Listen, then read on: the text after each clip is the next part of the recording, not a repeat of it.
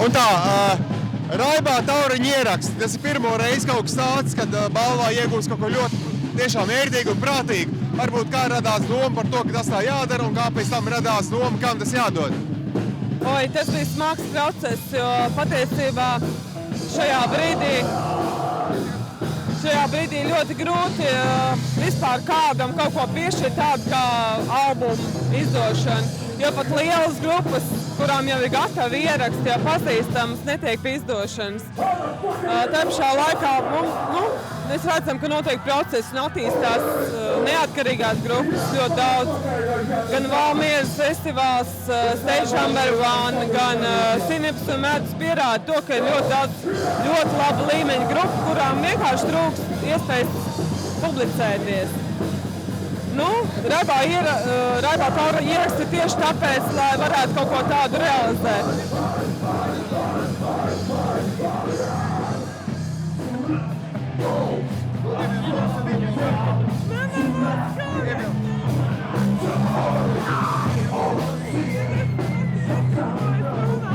Mierīgi, prātīgi.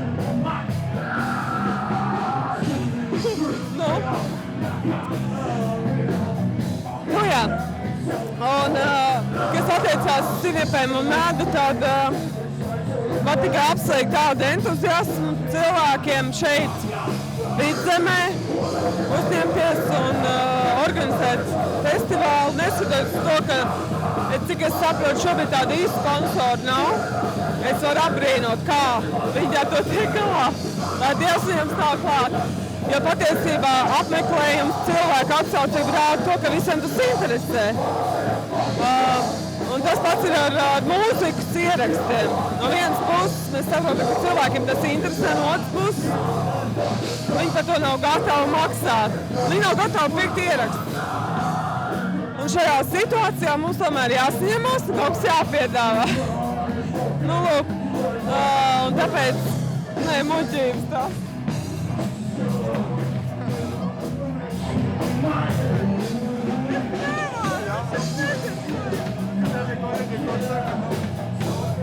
Pastapējam, jā? Normāli. Ir motors. Un turpinām. Ko gribu, lai es saku? Es gribētu pabeigt domu.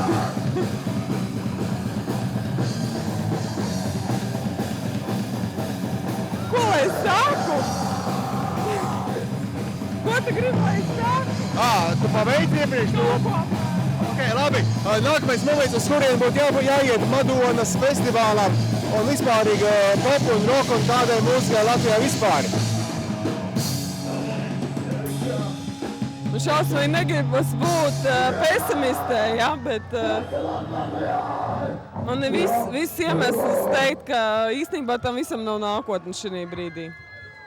Jā, patiesībā, ja tas viss ies tādā virzienā, kā tas šobrīd iet, tad, varbūt 2 gadi, 3 tas ir maksimums, ko var izdzīvot mūsu vietējā mūzika. Ja cilvēki neiegādāsies albumus reāli, ja viņi nepirks viņus veikalā, viņi vienkārši downloadēs internetā vai kopēs CD-ās viens no otra. Es domāju, tas aplis noslēgsies ļoti ātri. Neviens to, katram liekas, ka tas ir, es tajā nepiedalos, ja? Tas man neattiecās. Bet patiesībā, satiksimies pēc gadu vai 2, tad redzēsim. Varbūt, ka daudzas no ierakstu kompānijām vairs nepastāvēs. Latviešu ierakstu kompānijām. Bet tomēr, kas attiecas uz grupām mūziķiem, tad viņas ir jaunas un reizēm ir pārāk sliktas, ja ir pat interesanti meklējumi un tā tālāk. Es nezinu, man liekas, viņiem būtu skumji to dzirdēt, kas notiksies, kas varētu viņiem notikties. Bet, kā tu vērtēji šīs dienas konkursu grupas labā par to kopumā?